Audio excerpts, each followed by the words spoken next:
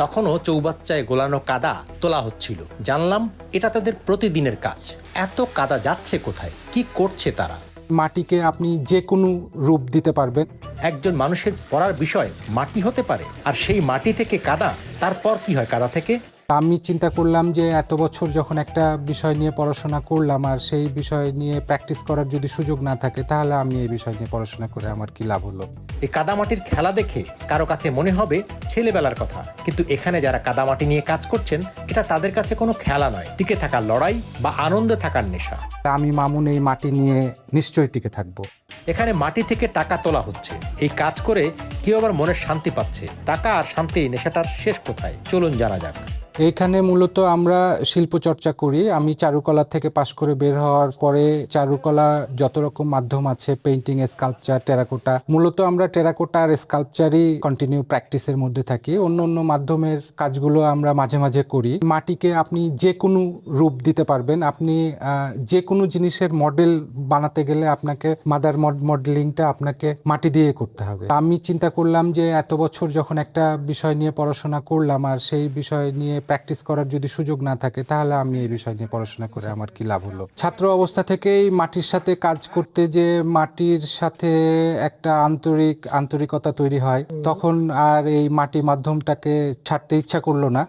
ওইখান থেকে অনুপ্রেরণা নিয়ে প্যাশনটাকে প্রফেশন বানাই ফেলি। পোড়ামাটির কাজ নিয়ে যখন আমি মানুষের কাছে যাওয়া শুরু করলাম, একটা জিনিস আমি লক্ষ্য করলাম, প্রত্যেকেই চিন্তায় শিল্পী। মাটিটা মূলত আমাদের দেশে সহজলভ্য। প্রত্যেকটা জেলায় 2-3টা করে পালপাড়া আছে। এখন পর্যন্ত পালরা যদি টিকে থাকে, তাহলে আমি মামুন এই মাটি নিয়ে নিশ্চয়ই টিকে থাকবো। এই মাটি নিয়ে কাজ করার মজাটা তো আমি স্টুডেন্ট লাইফে পেয়েছি। প্রথম দিকে একটু কষ্ট হলেও পরে যখন মানুষ আস্তে আস্তে বুঝতে শিখে যে জিনিসটা দৃশ্যমান হয়, তখন মানুষের আগ্রহটা বাড়ে আর কি। আমাদের দেশে কাজ করতে যে আমি একটা জিনিস লক্ষ্য করলাম, ধর্মের সঙ্গে সাংঘর্ষিক হয়ে যাচ্ছে কিনা। তখন গাছটাকে আমি ফোক ফর্মের মধ্যে ফেলে আমার মতো একটা ফর্ম তৈরি করে নিয়ে, ফোক ফর্ম, গাছ, মাছ, পাখি, ফুল, লতা পাতা, এই সব বিষয়গুলো নিয়ে কাজ করলে এটা ধর্মের সঙ্গে সাংঘর্ষিক হয় না, এটা সর্বজনীন একটা গ্রহণযোগ্যতা পায়। এগুলো নিয়ে আমার বেশি কাজ করা হয়। আর টেরাকোটা স্কাল্পচারের কম্পোজিশনটা করতে আমার 3টা ফিগারের 1.5 মাস সময় লেগেছিল। ওইটা রাজশাহী ইউনিভার্সিটি উদ্যোগ নিয়ে চারুকলা ডিপার্টমেন্টে ওটা সেট আপ করা আছে। প্রথম দিকে শুরু করেছিলাম আর্কিটেক্টদের সমন্বয় করে। এখানে ক্যান্টনমেন্ট থেকে শুরু করে, কর্পোরেট অফিস থেকে শুরু করে এবং জনসাধারণের ঘর বাড়ি থেকে শুরু করে সব জায়গায় কাজ করে যাচ্ছি আর কি। আমি যে জিনিসটা ফিল করেছি, সম্ভবত টেরাকোটার সাথে মানুষের একটা নস্টালজিক ব্যাপার আছে। আমি চিন্তা করছি একরকম, ক্লায়েন্ট চিন্তা করছে আরেক রকম। চিন্তা করে দেখলাম যে কাজটা যেহেতু ক্লায়েন্টের কাছে থাকবে, যার ফলে ক্লায়েন্টের টা এখানে আমার কাছে গুরুত্বপূর্ণ। তাদের চিন্তাটাকে যখন আমি দৃশ্যমান রূপ দেওয়ার চেষ্টা করি, ওইখান থেকে একটা নতুন কিছু শিখতে পারি। আমি যখন পোড়ামাটির সবচাইতে বড় স্কাল্পচারটা ছাত্র অবস্থায় করি, তো ওই সময় আমি ওইটা ক্লাসরুমের ছাদ পর্যন্ত ঠেকাই দেওয়ার পরে ডিপার্টমেন্টের চেয়ারম্যানকে অ্যাপ্লিকেশন করেছিলাম যে বিনীত প্রার্থনা এই যে শিল্পকর্ম সৃষ্টিতে ছাত্রী বাধাগ্রস্ত হওয়ায় ডেনামাইট দিয়ে বাস্ট করে দেওয়ার অনুমতি দেওয়া হোক। চেয়ারম্যান স্যার তো প্রথমে খুবই বিরক্ত হওয়ার পরে উনি পিয়নদের নিয়ে ক্লাসে এসে দেখে তো উনি একটু অবাক হয়। কিছুক্ষণ পরে আমাকে অফিসে নিয়ে যেয়ে বলে যে মামুন, এইটা তুমি এই পর্যন্তই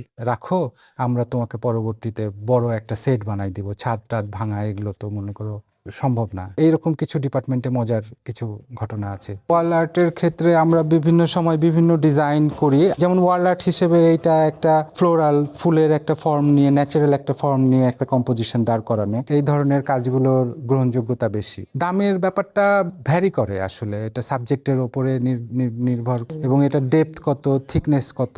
এইটা ফাইবার মিডিয়াতে করা, এটাও এক ধরনের ওয়াল আর্ট। মুক্তিযুদ্ধের ওই সময়ের যে আন্দোলন চলছিল সেই সময় আমাদের তো একটা যৌথ স্বপ্ন আছে। আমরা প্রথম যখন মামুন ভাইয়ের সাথে আমার দেখা হয়, আমরা ওই দিনই মানে ডিসাইড করে ফেলেছিলাম যে আমরা এগুলো নিয়েই কাজ করব।